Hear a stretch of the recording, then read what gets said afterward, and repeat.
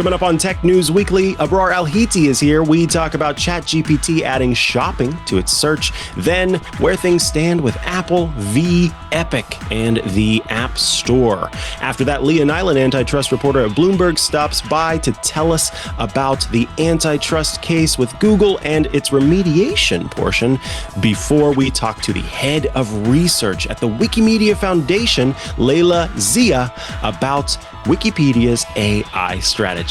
It's a fantastic show, so stay tuned for the episode. Podcasts you love. From people you trust. This is Twit. This is Tech News Weekly, episode 385, with Abrar Al-Heeti and me, Mikah Sargent, recorded Thursday, May 1st, 2025. Wikipedia's AI strategy explained. Hello and welcome to Tech News Weekly, the show where every week we talk to and about the people making and breaking the tech news. I am one of your hosts this week, Mikah Sargent, and I am joined across the internet by the wonderful Abrar Al-Heeti of CNET. Welcome back, Abrar. Thank you so much. It's good to have you back. Yeah, I was going to say, it should be welcome back to me. Thank you so much for doing such a fantastic job hosting the show. I heard lots of great feedback. I'm happy to hear that. Maybe calls to just have you be there, and I just go, I don't know. Never. No, it was an honor, and you set a high bar, so I did my best. I think you did wonderfully. Thank you so much again for doing that. Of course. So hopefully many of you are return guests and are very aware of how this works. But if you aren't, this is the first time here, welcome. There's nothing under your seat, but there is certainly a lot to enjoy. So we kick off the show by talking about our stories of the week, the compelling, interesting, exciting things that we've seen in tech news that we want to talk about. And so without further ado, let's hear about it, Abrar. Okay, so I am mixing things up by not talking about self-driving cars for once or things in my usual wheelhouse. I realize there's more to technology. So I wanted to talk about ChatGPT Search's new shopping experience. And I'll caveat this by saying that I am not an avid user of ChatGPT or ChatGPT Search, but I was still intrigued by this because shopping is something that, you know, when we think of online searches for shopping, people tend to go to Google and see what comes up there, and you click on products, or you go to, a website or an influencer, or whatever it is that you choose to select a product that is the best fit for you. So now ChatGPT Search wants to be that source for you. So you can search for whatever product you're looking for, compare options. You can buy directly within ChatGPT. It'll show you those direct links, so you never have to leave. And you get these, the idea is it's supposed to know you pretty well, right? So you get these personalized recommendations, you get all these details and pricing. And this is starting out with fashion and beauty and home goods and electronics, and then eventually will expand to more categories. It'll remember, this is the part where, the magic and the craziness and the creepiness of ChatGPT comes in. It'll remember your past shopping experiences the same way that Google would, right? And pick up on context from your previous conversations to give you that more personalized recommendation. So, Mikah, are you an avid ChatGPT Search user? And is this something that you feel like you would use as an alternative to whatever you currently use to kind of find the best products for you? So a couple of things. I do use ChatGPT a lot. I do not like to use it for search. I don't like to use AI search at all if I can help it. Yeah. I continue to see compelling arguments that there have been improvements to the AI search, but anecdotally, no, has not been my experience. And so, just as it was the case when I tried Siri out for the first time and it disappointed me 4 or 5 times and I don't use it now, the same thing applies here, where I just didn't like the results that I got. What I will say is that one place that I have seen AI do a great job in the sort of search area is the research functionality. And for anyone who hasn't tried that, it's essentially where you set it on a course of completing research for you across the internet.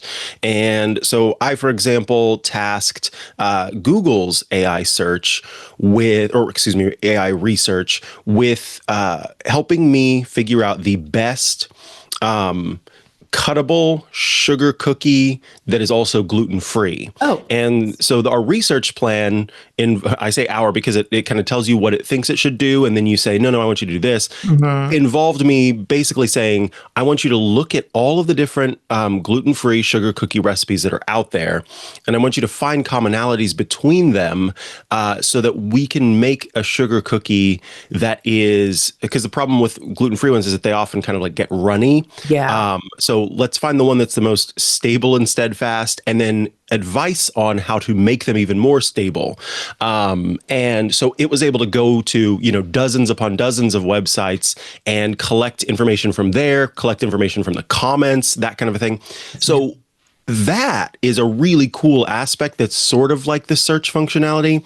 Yeah. And I think that if it were to come to shopping, I would love that, because I don't know. I would love to hear like your technique for finding products, but mine always starts at Wirecutter. Yeah. They do a lot of research, and I don't think I've ever purchased something that was a Wirecutter recommendation and then been unhappy with it. I know people have, but I have not been one of those people. Yeah. And so that's my first source of truth and trust. Yeah. And then from there, I just do what I can to try to find what I'm looking for. But if I could, there are times where Wirecutter doesn't have the answer. So if I could turn to, and in fact, I tried to do that the other day, now that I think about it. And yeah, I like the idea of it having kind of awareness of what's out there, and then giving me some information based on that. Yeah, absolutely. I think my method as somebody, this is a true testament to how addicted to TikTok I am, but that's usually where I go, because I like to hear from people who I can then see the product and then I can hear about it. But I'm also always skeptical of people who are like big time influencers, but you get such a range of content from videos that have like 10 likes to some that have like thousands. And so you kind of get this broad range of like, this person just really enjoyed this product and decided to make a video about it. And it's already been on my mind. So maybe that's something that, I can dig into a little bit more. And then sometimes it really is just like going straight to Amazon. And that's the other piece of this that I thought about, because Amazon had launched something very recently called Interests. And this is supposed to also kind of work in the background and give you recommendations about what you like based off of what it's learned about you, right? So, this person's really into football or whatever it may be, whatever sport, whatever. For me, it's going to recommend a bunch of Harry Potter stuff, whatever it's going to be, right? And it will, there's so much stuff on Amazon, right? And then obviously it's limited to what's actually on there, but it's so much, it's so broad. And then it kind of tailors it based on your price limits and things like that. So I'm wondering, it's twofold for me. It's how is Amazon feeling about this, and how is Google obviously feeling about this? Because I think Google is already facing this reckoning of, okay, things like ChatGPT search and in other platforms are already starting to chip away at what I think they probably thought was, we rule this. This is our territory. But there are all these alternative means that people are turning, not just for search, but now for shopping. So I have a feeling this is something that will resonate with a lot of people, especially given how many people love ChatGPT. The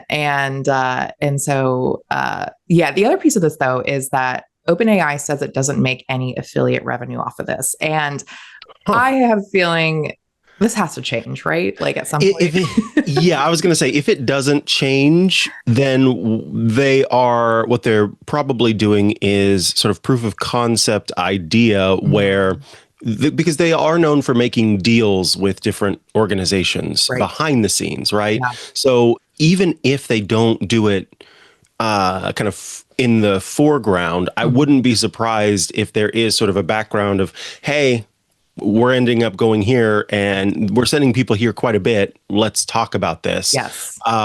Because there's some affiliate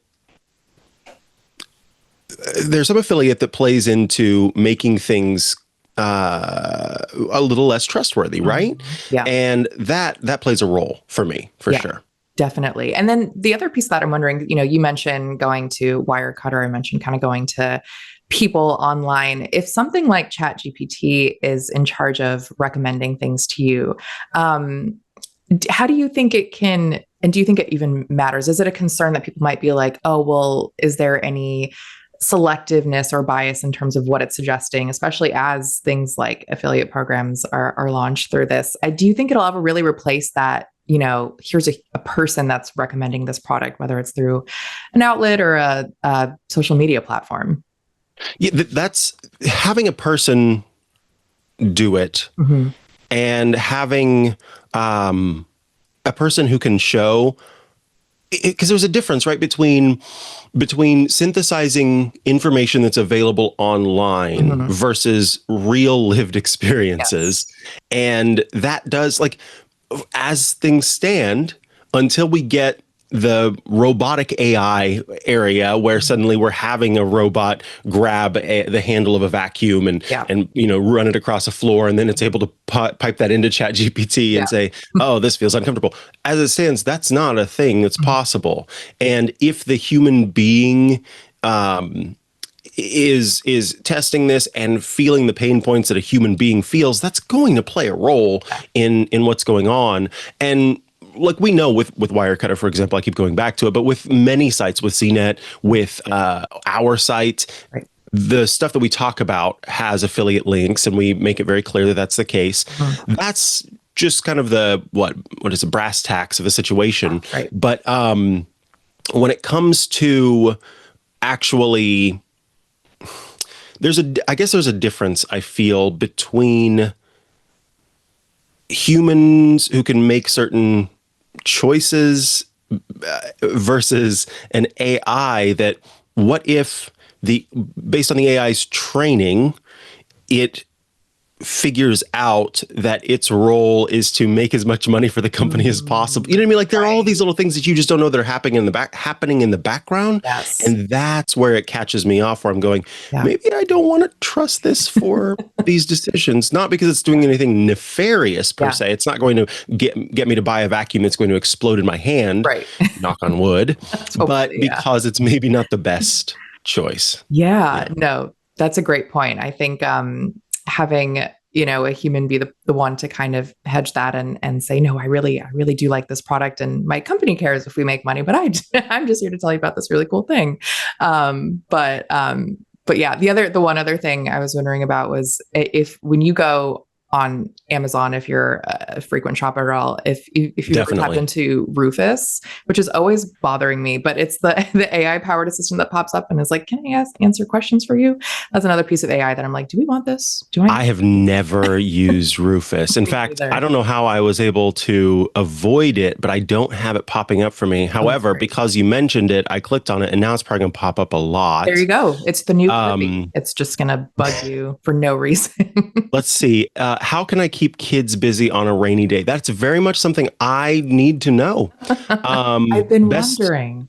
Best toys for a toddler who loves trains. I've got one of those, and they do love trains.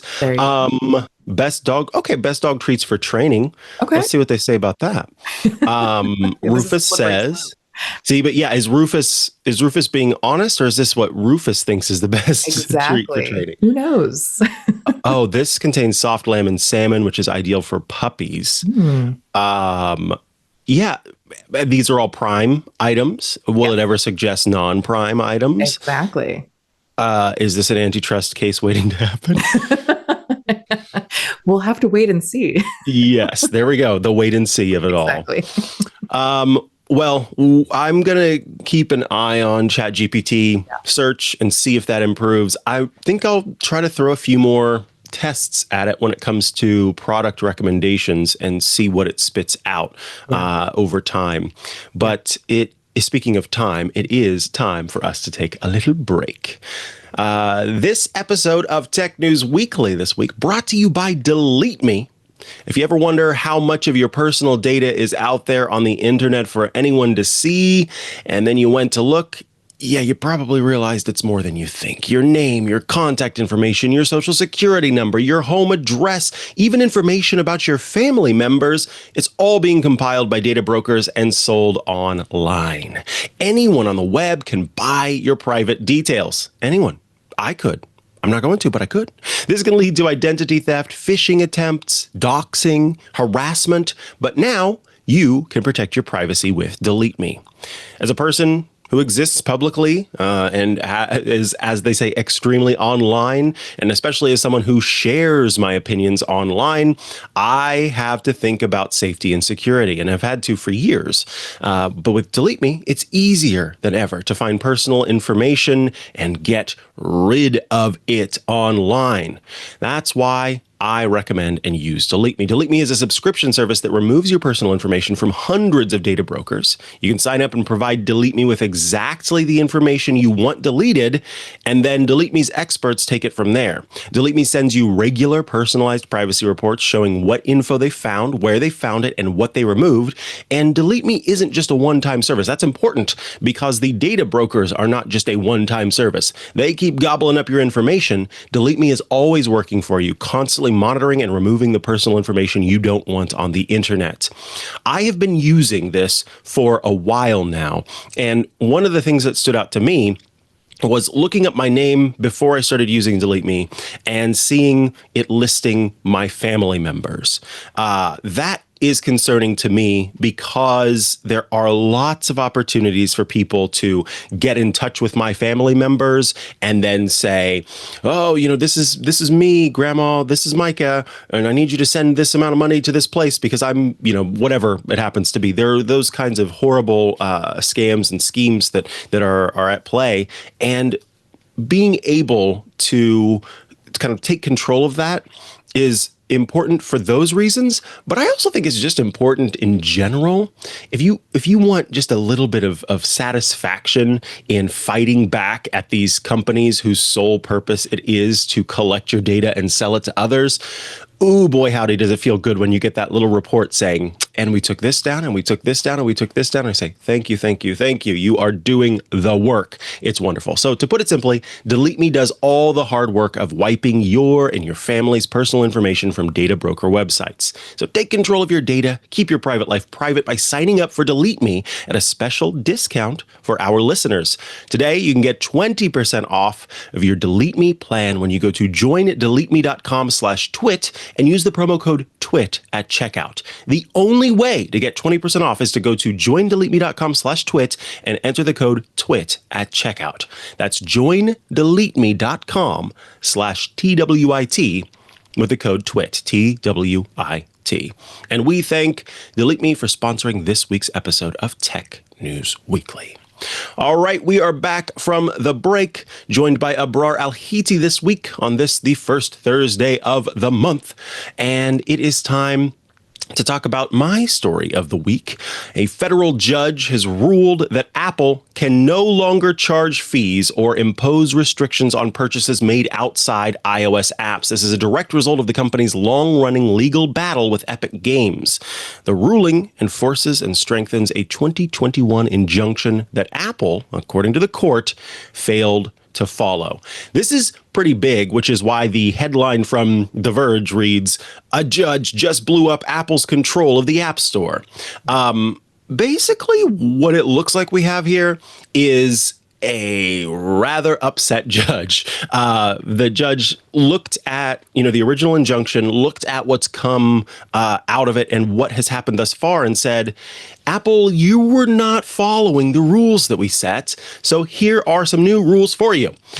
Judge Yvonne Gonzalez-Rogers ruled that Apple may not impose, quote, any commission or any fee on purchases that consumers make outside an app, restrict style, formatting, or placement of links to outside payment options, block buttons or other calls to action, or interfere with users leaving an app beyond a neutral message apprising users that they are going to a third-party site.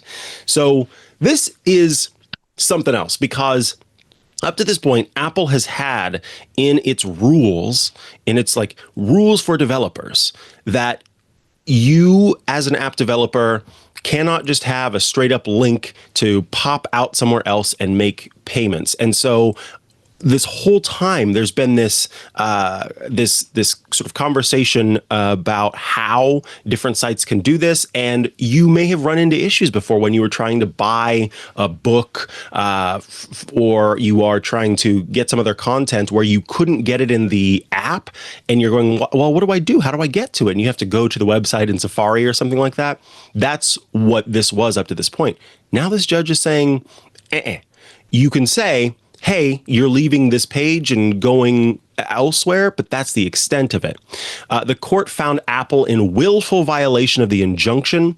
This is what Gonzalez-Rogers had to say in her words. Apple thought this court would tolerate such insubordinate... Wait, let me try that again. That Apple thought this court would tolerate such insubordination was a gross miscalculation. Can we talk about how that is like the opening of a great rap? Like, I want this to be turned into a musical or something. That, delight. It's the next Hamilton. What are you talking about? Yes, it is the next Hamilton. She also noted that Apple acted, quote, solely to maintain its revenue stream, and referred the case to the U.S. Attorney for possible criminal contempt proceedings. Judge is not happy. Yeah, judge is not happy. A few other things. Apparently, within the company, there was some conflict on which way things should go. Evidence suggests that Phil Schiller supported complying with the court's order. Judge Gonzalez-Rogers wrote, Tim Cook ignored Schiller and instead allowed Chief Financial Officer Luca Maestri and his finance team to convince him otherwise. And I quote, Cook chose poorly. There's also the 27% fee for commission for outside purchases. After being told in 2021 to allow developers to link to outside payment systems, Apple added a 27% commission on those links where there had previously been no commission. According to the ruling, quote, Apple's response, charge a 27% commission, again tied to nothing. Apple's goal, maintain its anti-competitive revenue stream. Judge ain't happy. And honestly, it's kind of hard to, it's kind of sort of our job to figure out the scope of this and not make unfair conclusions, right? But this is very compelling. And I think that people who've been talking about this for a long time have been saying this for a long time, that Apple's solution was one that kind of flew in the face of the spirit of what they were trying to do. But I mean, the legal system trying to do. Yeah. And honestly, it does feel a bit like Apple realizing that it can't just do that delay, deflect, double down approach. That has been very common in big tech up to this point. Yeah. I wanted to ask you kind of your experience with payment platforms or in-app purchases and that kind of a thing, and where you may have found these pain points and this friction, and then just your general take about this. Are you sipping the tea and eating some popcorn as you're looking through this as much as I am? It's been years of this just unfolding, and you see, oh, this is the next plot twist. So it is interesting to see this, and the court is not ready to just let it slide. I was thinking about, so I am not a gamer, but I've been following this specific case just kind of more from a distance. But in terms of my own app store purchases, I don't think I'm someone who I'm like, oh yeah, this is going to help me a lot. But I think it's more of the spirit of it, of like, reducing those friction points and making it easier and more open for various developers to just kind of facilitate that. I mean, I think a 30% fee is ridiculous. I think that's such a hindrance. Yeah. And so the 27 wasn't much better. So I'm curious. I think I wanted to ask you actually how you think that you would be able to benefit from this. I don't think I tap into the App Store enough. I'm just like, I'm on social media too much. So I don't think I take full advantage of all that my phone could potentially do. But how do you see this kind of helping your experience? Well, it's interesting because I would have had a very easy answer for you until I think mid last year, maybe a little bit later, because I am a voracious audiobook consumer. And I basically, when my hands are free to do things and there's silence around, there's not silence around me, there's audiobooks. And so I'm like always listening to audiobooks. It's how I fall asleep, et cetera, et cetera. And so up to this point, if you wanted to buy an audiobook, I use Audible, former sponsor of the network, I should point out. I would have to go online and make the purchase there instead of being able to do it in the app. Amazon and Audible ended up sort of rolling over, but we don't know if there was a special deal. We don't know exactly. And finally started allowing purchases of audiobooks within the app itself. I actually just did that yesterday. I realized now. And it was like just double click and ready to go. So it was seamless. And so that would have been in the before times when Amazon had not added that functionality, this would have been helpful because up to that point, there was no button to be like, take me to this book title in the Safari web browser and let me buy it there. You literally had to just open up Safari, audible.com, do a search for the book, and then you could get it. So convoluted. So convoluted and annoying and friction. And so now that change has happened, I don't really, there's not a whole lot of stuff. And I do have to say that there's something to be said for the way that Apple has set up its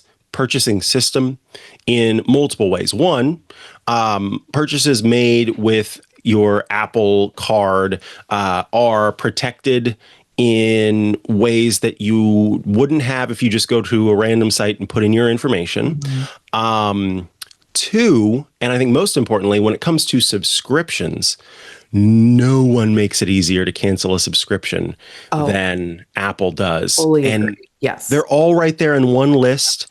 I can change them from there, from monthly to yearly. I can set up a notification that I get an email like that. Fantastic. Yeah. That is fantastic. And I love that. And so in that way, I do worry about people, using this new way of things. It's definitely going to end up happening. And then there are more scams available. There's this and that. And I understand that that's the argument that Apple has made, and that's the problem, and et cetera.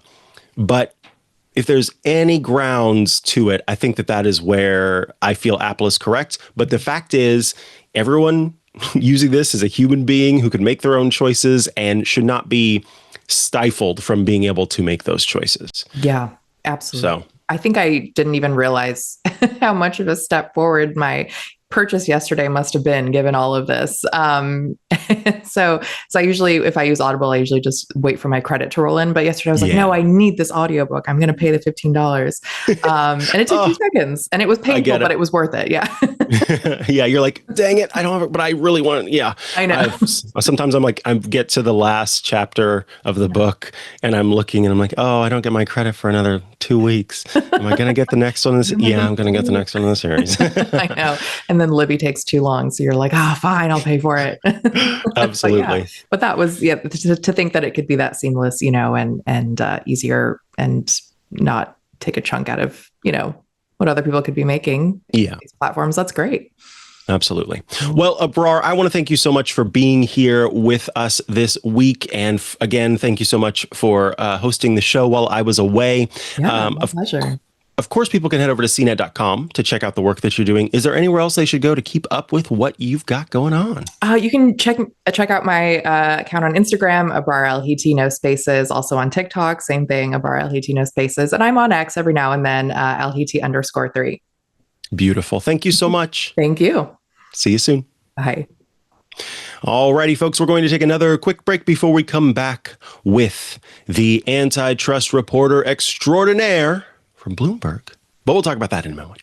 I want to tell you about this episode of Tech News Weekly being brought to you by Drata.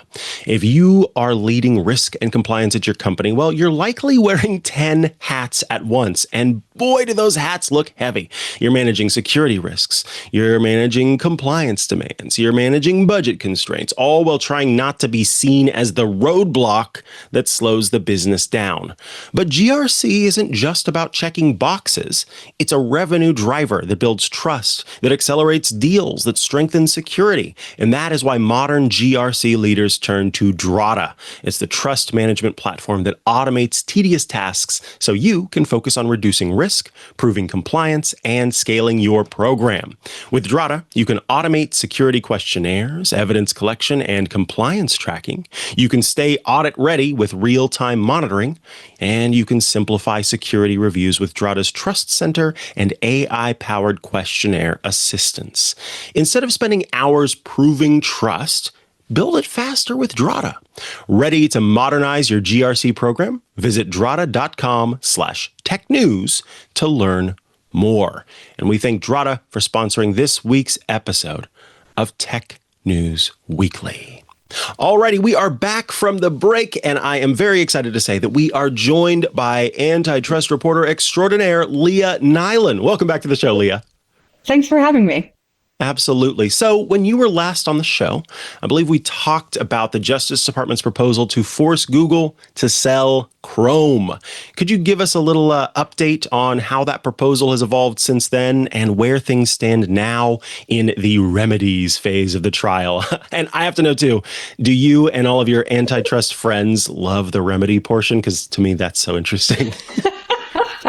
I mean, it is fun because it's a little bit more like forward looking and talking about technology as it exists today and how it might exist in the future, as opposed to rehashing stuff that happened back in 2009.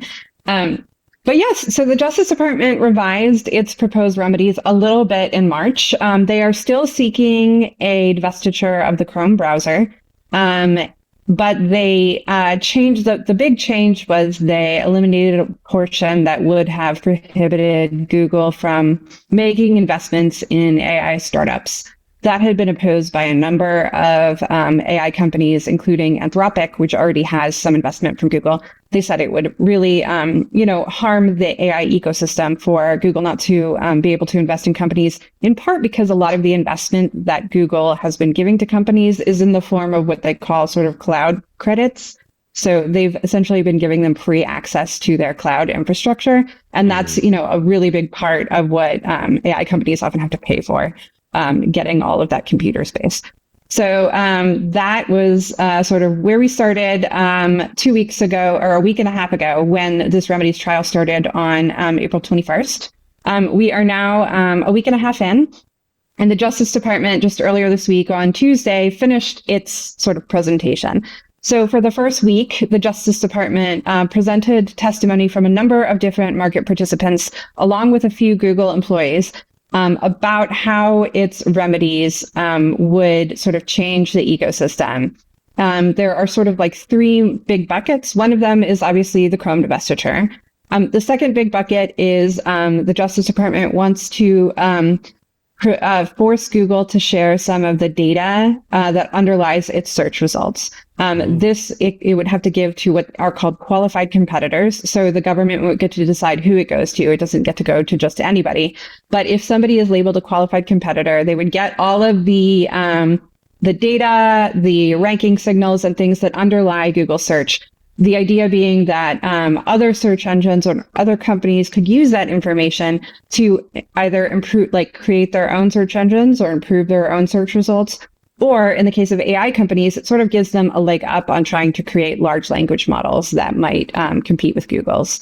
And then the third big bucket has to do with Google's contracts, which were sort of at the center of the original case. So Google had all of these exclusive contracts with smartphone makers and browser makers to make its search engine the default. The Justice Department wants to bar Google from paying companies for that position. And additionally, they want to bar Google from paying to make its AI app, Gemini, the default on browsers or phone makers. Google says, obviously, it's not a big fan of that proposal. It says it's not really fair because AI is still a very burgeoning space and it has not been found to be a monopolist in AI. But those are sort of the three big buckets of what the Justice Department has been presenting evidence for the past week and a half. Understood. Wow.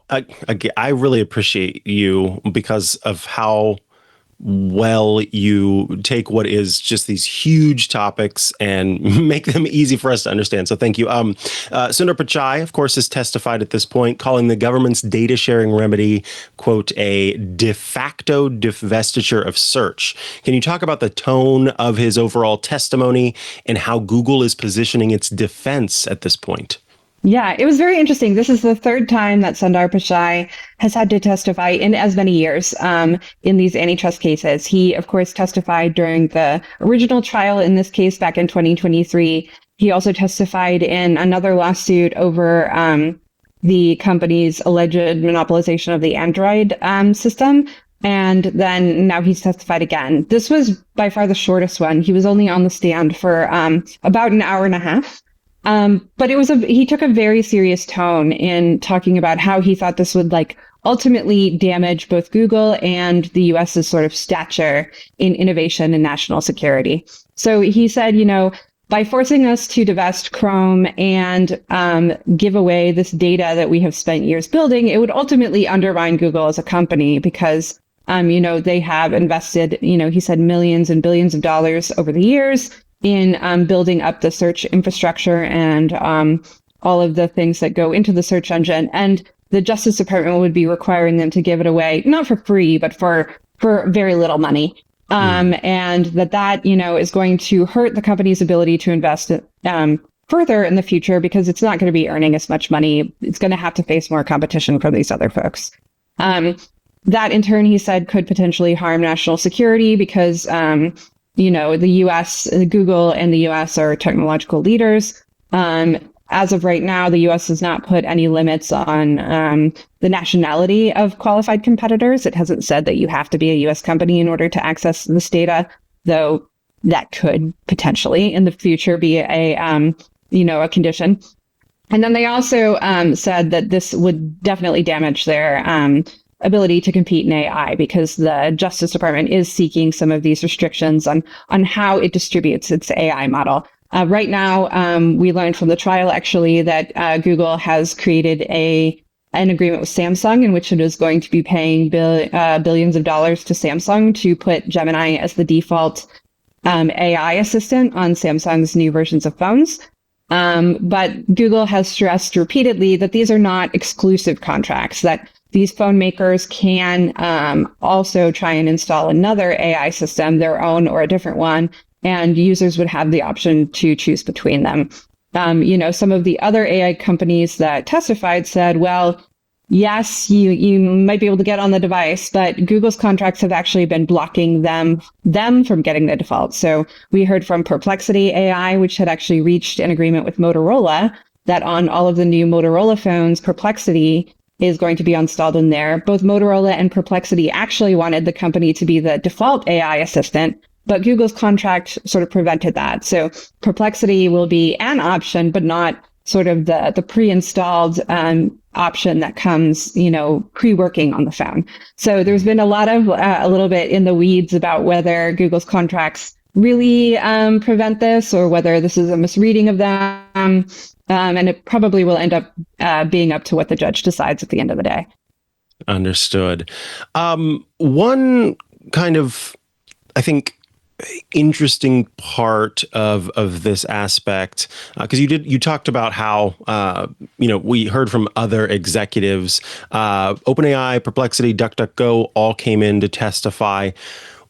What was the overall point, I guess, in terms of the court in understanding how Google's practices affect competitors? And does it seem like those testimonies have had an impact on the remedies portion of the case? Because speaking just from my own, I think it would be difficult to sort of figure out what remedies, like to even fathom what it means to find remediation in the situation. So is it often the case that competitors coming in to testify helps to kind of give the court somewhere to go when it comes to the remediation? Yeah, so this is a little bit of a new proceeding. So what had happened, this case is very much based on the Microsoft case that happened 25 years ago. But what happened in Microsoft is the judge didn't have a remedies hearing, and the court really ended up dinging the judge for that and said, you should have had a separate entire hearing before you decided what to do. So here the judge is like a little bit breaking new ground with like how to do this and what to do. So the Justice Department brought these witnesses in, as you mentioned, OpenAI, Perplexity, DuckDuckGo, and also Yahoo. Fun fact, Yahoo still exists. And what they had them testify about was, one, how Google's current practices impact their business. So all of the companies talked about how, Google's contracts limit their ability to get distribution through their own contracts with manufacturers, which means that it's more difficult in their view for consumers to discover their products. And then they talked about how they think the proposals that the Justice Department put forward would help their business. So all of the AI companies and then the two other search engines, sort of described how having either access to Google's data or the ability to, in their view, more fairly compete for defaults on search engines and browsers would sort of increase their ability to compete with Google, make it easier for consumers to discover them. And what was very, very interesting is all four of those companies said that they would be interested in buying Chrome. So I remember I heard when it first came out that the government was looking to divest Chrome, all of these like analysts were like, nobody would buy it. Like, why would you buy this? It's really dumb. You could make your own browser. But all of these companies got on the stand and said, yes, we would be willing to pay billions of dollars because so many people use Chrome. Like, it is a built-in distribution mechanism, and it has been a very successful built-in distribution mechanism for Google, both in terms of search and in now in terms of Gemini, its own AI app. Google has started to integrate Gemini directly into the Chrome app so that sometimes, right up there in the bar when you're typing, you're going to start getting answers from Gemini, not just from Google search.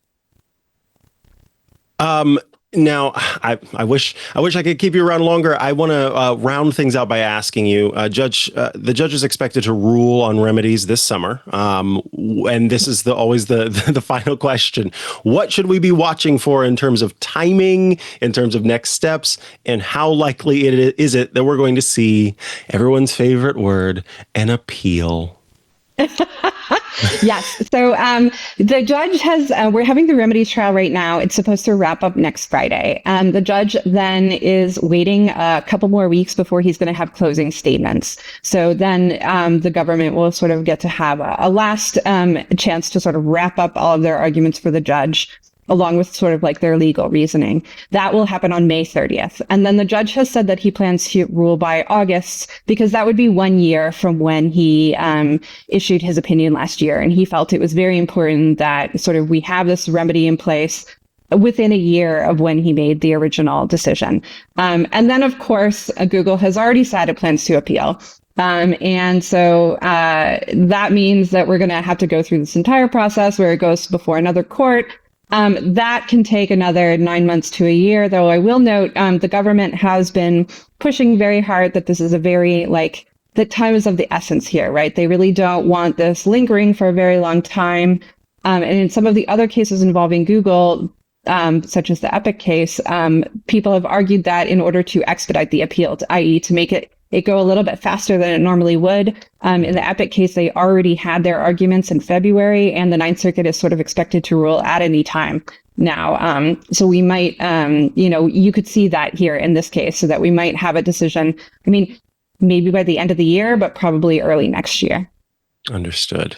Well, Leah Nylen, I want to thank you so much for taking the time to join us today. Always a pleasure to have you on the show. If people would like to keep up with what you're writing about, where do they go to do that? Bloomberg.com, you can follow me and it will email you anytime I write a story, or you can also follow me on Blue Sky. Wonderful. Thanks so much. Thank you. Alrighty, folks, we have another great interview coming up in just a moment. But first, let me tell you about Club Twit. Hey, if you haven't heard, Club Twit just added back the annual plan. Club Twit, of course, is our wonderful subscription service, our membership, where when you join the club, you gain access to ad-free versions of all of our shows. You gain access to the Twit Plus bonus feed that has extra content you won't find anywhere else, behind the scenes, before the show, after the show, special Club Twit events get published there, and access to the members-only Discord server. A fun place to go to chat with your fellow Club Twit members and also those of us here at Twit. It is a wonderful time in the club because we have special events that take place there. We've got My Crafting Corner. We have upcoming coverage of all sorts of news, including Leo and I doing our thing covering WWDC in June. We're looking forward to that. Plus so much more. Google I/O. That's just one other example. We've got a lot. So be sure to be on the lookout if you are a member of the club. If you're not, we've got a 2-week free trial. So be sure to try it out and join the club. And I look forward to seeing you there. Again, that's twit.tv/clubtwit. All right, let's head back to the show. We are back from the break, and I am so excited about our next interview. Joining us on the show today, head of research for the Wikimedia Foundation, it's Leila Zia. Welcome to the show, Leila. Thank you so much, Micah, for having me. Great to be here. Absolutely. So the Wikimedia Foundation has put out a bit of news about the AI strategy for Wikipedia. And I was hoping that you could start by giving us kind of a high-level overview of this strategy and how it fits into the long-term mission of Wikipedia. Happy to do that. Indeed, we have decided to put out a new AI strategy. And in this new AI strategy, we are focusing our attention on reinvesting on the humans behind Wikipedia. The community of volunteers behind Wikipedia are the people who are the most unique element of the success for Wikipedia. Wikipedia is a project that for almost 25 years have been developed and cared for by these people and has become a central part of our lives on the internet and web in a variety of ways, whether we come to Wikipedia directly or use its content or knowledge through other platforms. In the Wikimedia Foundation, we decided to invest on more heavily with supporting these editors with AI. More specifically, we decided to do a targeted investment in 4 areas to support the editors. One is to support the work of moderators and patrollers to assure the integrity of knowledge on the projects. The other one is to focus on any task that is basically repetitive and is required and does not require human judgment. It's basically a barrier for editors for doing the work that they're trying to achieve. We also decided to focus on investing in AI for reducing the burden on editors for creating knowledge that already exists on Wikipedia in a given language, and perhaps giving them pathways to bring their local perspective and knowledge to the world. And lastly, using AI to help the next generation of editors to become editors on Wikipedia through mentorship and assisted mentorship and helping them get onboarded to the projects. These are kind of the 4 primary areas that we would like to invest in AI in support of the editors on the projects, with, again, like a primary focus to be on the human agency and the editors being on the projects and supporting that. Absolutely. Now, I think we'd be remiss if we didn't talk about the public anxiety that exists around AI replacing in some ways human creators and editors. So I'd love to hear you talk about how this strategy reaffirms the role of Wikipedia's volunteer community in this age of generative AI, that the humans are first, as you've mentioned. To hear about how that actually plays out would be great. Yeah. So the primary thesis of the strategy is that we are reinvesting, and focusing heavily on editors as humans who are behind knowledge. Really, the reason for this is knowledge is socially constructed, and humans are needed for creating knowledge. At the same time, we understand that there are a lot of repetitive tasks that do not require human judgment, that are happening on Wikipedia by our editors. So we want to invest in AI in areas that human judgments, deliberation, discussion, and consensus building is not needed, and leave more time for people to do the things that people are best at, if they choose to do so. So that's basically the primary thesis for us, which is invest in humans, give them the option to invest less time in areas that their AI can help them with, and then instead give them more time for things that are very uniquely human, which is around deliberation, consensus building, and discussion. Understood. Now, the foundation highlights AI-assisted workflows for moderators and patrollers. I'd love to hear kind of some nitty-gritty. What kind of tasks are you hoping to automate, and how will that support content integrity on the platform? Yeah. Our moderators and patrollers are key to the success of Wikipedia. These are the people who make sure that the content in Wikipedia is meeting the policies that the content policies that the communities have put together. What we are primarily focusing on in this space is saying that these individuals are handling a lot of repetitive tasks on the projects, and we know that AI can assist them in some of these repetitive tasks that don't require human judgment. Again, we're going back to that theme of where human judgment is not needed or much less needed, can we introduce AI to support these editors? The other thing that I want to bring your audience's attention to is that, Wikipedia, while many of us read it in English, Wikipedia is a project that is available in many different languages, in fact, over 300 languages. And these moderators and patrollers operate in all of these different languages.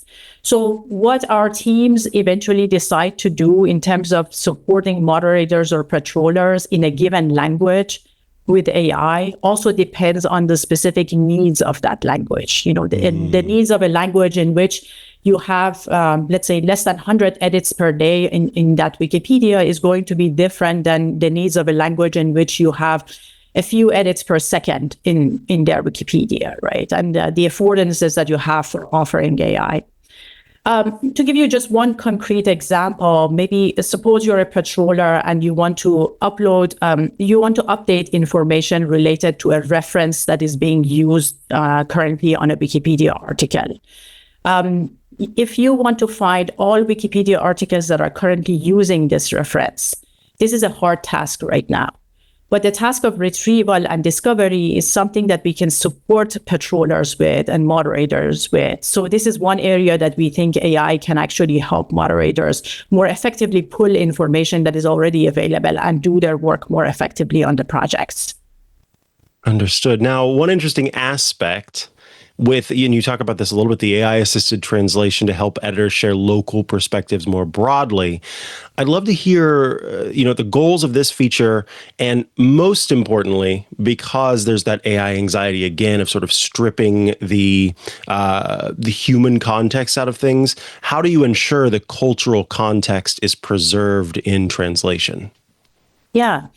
Excellent question. And this is a topic that, as you may imagine, we care deeply about. So a few things I can share here is that, one, again, going back to the thesis of this strategy, the focus is on humans and bringing AI in places where humans can do their job, support humans to do their job better on the projects or more effectively on the projects if they choose to. So when we talk about the translation, it is still in the context of that primary thesis, which is we want to support humans.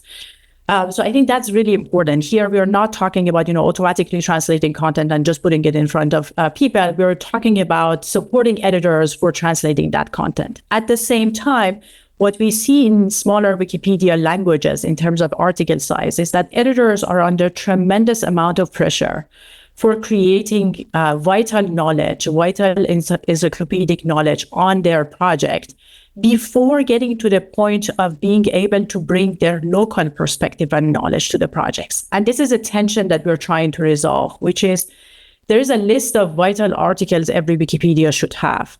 Can we, for at least this list of articles, support editors with translation methods and translation power to more effectively translate and more efficiently translate this content in their languages, and give them back time so that they can go and bring the knowledge that doesn't exist anywhere on the internet today, because they are the people who have that knowledge and knowledge perspective.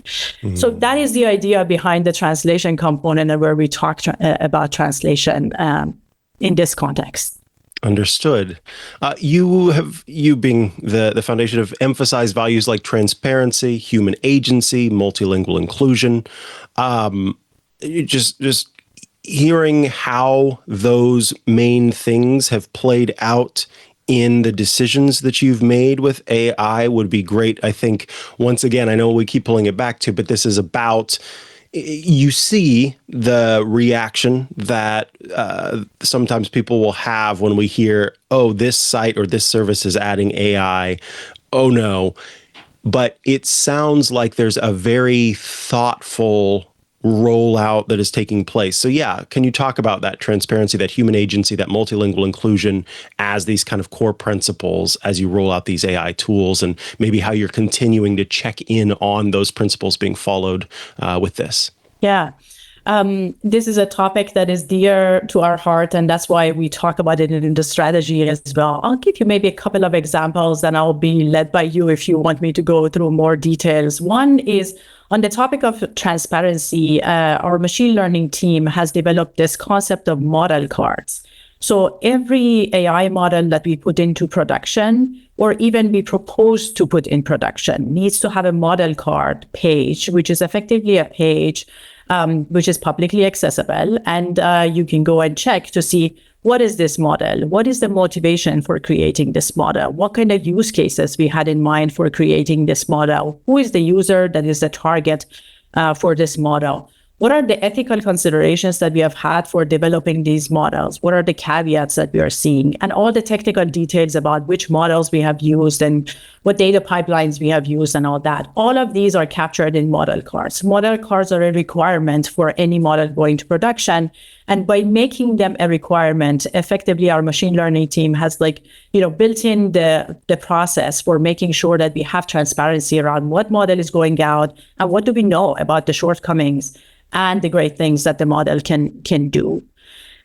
When it comes to the topic of languages, I think we have developed some good understanding on this front, and we're still on a journey to fine-tune our understanding. Our general position right now is that we need to look at what are the needs of different Wikipedia languages to decide how are we going to use, and if we are going to use AI in all of these languages or not. Again, for some languages that are very small, we may want to use AI in certain ways, and we may not want to use AI in some other ways.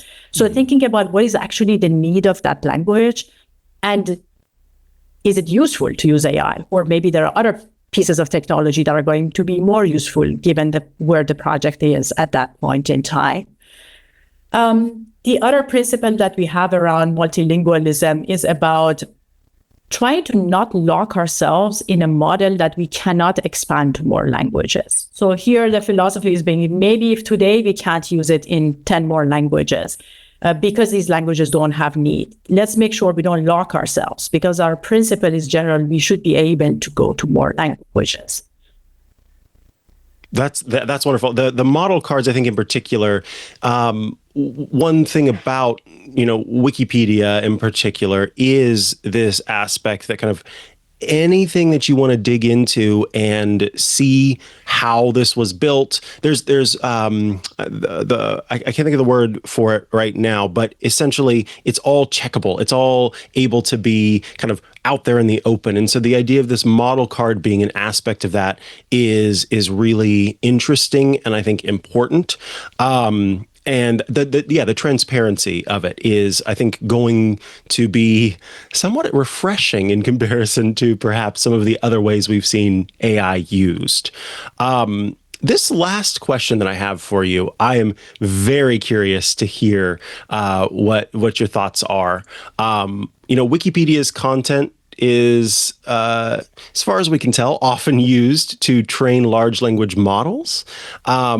How does this strategy of AI being included in the work that is taking place kind of position Wikipedia and the Wikimedia Foundation in the evolving landscape of AI-generated knowledge? Yeah. For me, there are two aspects that I consider when I think about positioning of Wikipedia with regards to AI with the lens of this strategy. One is our focus on the local perspective. I think this is something that we have tried to become really clear about. This is something that we see perhaps fewer companies or organizations currently investing in, which is bringing in the local perspectives or the local knowledge of the communities from across the globe. And there are communities that are being left behind with the speed at which AI companies are operating and moving. So one way that we are thinking about this AI strategy is reaffirming the importance of this local knowledge and perspective, and thinking about a Wikipedia that continues to be this model for bringing encyclopedic knowledge to the internet for all of us, for whichever application we are looking at, whether it's training an AI model or, getting an alert on our watch about where we should be going next, or what is the monument that is around us. Yeah. The other aspect is really the human-centered approach in this. I think this is, again, what is differentiating the work of Wikipedia from a lot of other content that is available on the internet and web, in an internet and web that is being constantly polluted right now with machine-generated content. Having this place of human-curated and cared-for content is going to be critical for all these AI models that need to be constantly retrained and built. And in that way, I think Wikipedia is going to play an important role of human curated, generated, and cared for content for AI. Leila, I want to thank you so much again for taking the time to join us today to explain kind of more about where the Wikimedia Foundation is in terms of AI being used. I think that we've learned a lot today. Really excited to see these model cards, for example, and continue to watch this roll out. If people want to stay up to date of kind of where the project is, what they should be looking for, do you have a place that they should go to do that we could include?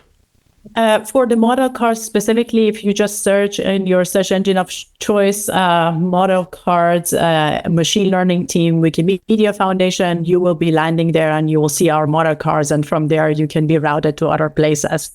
Beautiful. Thank you so much for your time today. And we really appreciate it. Thank you so much for having me. Have a good rest of your day, Mikah. You as well. Bye. Alrighty, folks, that brings us to the end of this episode of Tech News Weekly. The show publishes every Thursday at twit.tv/TNW. That is where you can go to subscribe to the show in audio and video formats. And as I mentioned during the show, if you would like to get all of our shows ad-free, well, check out Club Twit, twit.tv/ClubTwit. The annual plan is back. We've got the monthly plan, $7 a month, $84 a year. So be sure to check that out. If you'd like to follow me online, I'm at Mikah Sargent on many a social media network, or you can head to chihuahua.coffee. That's CHIHUAHUA.coffee, where I have all of the places that I exist online. Be sure to check out my other shows, including iOS Today, as well as Hands on Mac and Hands on Tech. Those are all places where I am publishing new shows. Thanks so much for being here this week. It was a great time. I hope you enjoyed it as well. And I will, of course, be back next week for another episode of Tech News Weekly. But until then, I say goodbye to all of you. Stay on top of tech trends without the time sink. Twit.tv's short-form podcasts are built for busy leaders like you, delivering essential insights in minutes. Hands on Mac and Hands on Windows provide quick tips for Mac and PC, while Hands on Tech quickly addresses common tech challenges to keep your operations running smoothly. If your conference room needs an upgrade, Home Theater Geeks explores the best screen and sound systems. And if you like watching the shows, join Club Twit to get full video access ad-free versions, and more. Get tech knowledge that matters on your schedule. Download our short format shows now at twit.tv or your favorite podcast player.